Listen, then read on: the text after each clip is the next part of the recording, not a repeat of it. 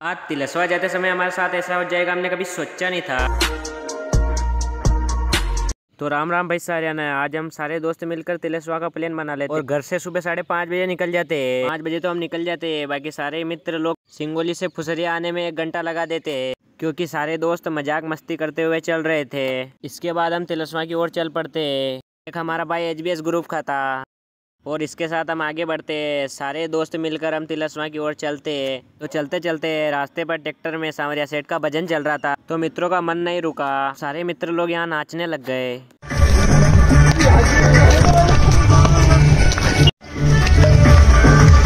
फिर मैं सारे भाई लोगों को जबरदस्ती ले चल पड़ता हूँ, जिसमें से एक भाई तो नाराज भी हो गया। फिर बाद में मजाक मस्ती करते हुए आगे चल पड़ते। इसके बाद हमारे घाटे की शुरुआत भी हो चुकी थी। घाटे में बहुत सारी झाड़ियाँ भी थी, वहाँ से हम निकल कर आगे चलते। आगे हम घाटा धीरे धीरे चढ़ ही रहे थे।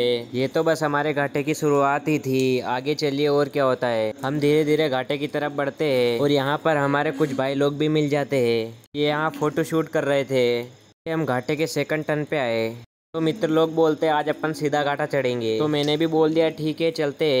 आज बारिश का मौसम था, तो घाटे को सीधा चढ़ने में हमें डर भी लग रहा था। हम धीरे धीरे करके घाटे की ओर बढ़ रहे थे। यहाँ से थोड़े ऊपर आते इतना खतरनाक नज़ारा दिख रहा था। खतरनाक नज़ारा तो था ही सही, बाकी बहुत मुश्किल भी था।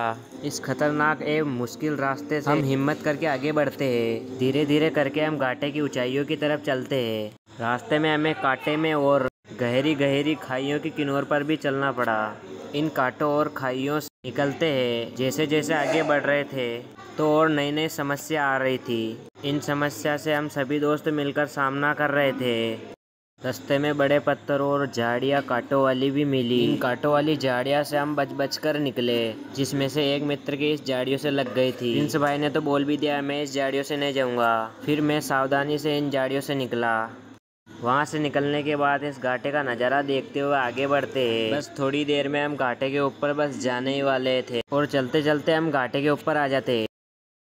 तो कैसा है नज़ारा। फिर यहाँ से आगे बढ़ते हैं तो हमारे मित्र लोग थक गए थे और यहाँ पर आराम किया। तो हम यहाँ से टाइम को देखते हुए जल्दी जल्दी आगे बढ़ने लगते। तो आज बहुत गर्मी होने के कारण हम सारे दोस्त टी शर्ट खोल देते और टी शर्ट खोलकर हम सारे चलने लगते। यहाँ से आगे चले और हमें सामने नहर दिखी, तो भाई लोगों ने बोला नहा लेते हैं। तो भाई लोग मस्ती के साथ इस नहर से नहा के आगे चल देते हैं। ये है हमारे शिवम भाई और विशाल भाई। बस थोड़ी सी देर में हम तिलस्वा महादेव के मंदिर तक पहुँच जाएंगे। और ये है यतेंद्र भाई और भाइयों ये है प्रिंस भाई। तिलस्वा महादेव आके हमारे सारे दोस्तों की वीडियो बना लेता हूँ। ये है तिलस्वा महादेव का महाकुंड। अब हम चल देते हैं महाकुंड में स्नान करने।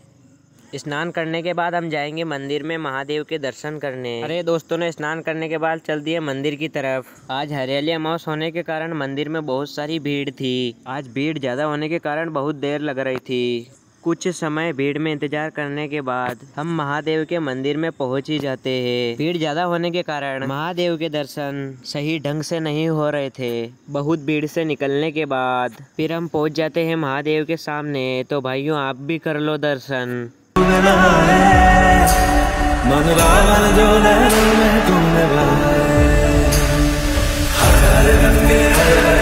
तो भाइयों कैसा लगा ब्लॉग। अगर ऐसे ब्लॉग देखने हैं तो तुम्हारे भाई को फॉलो कर लो। जय श्री महाकाल।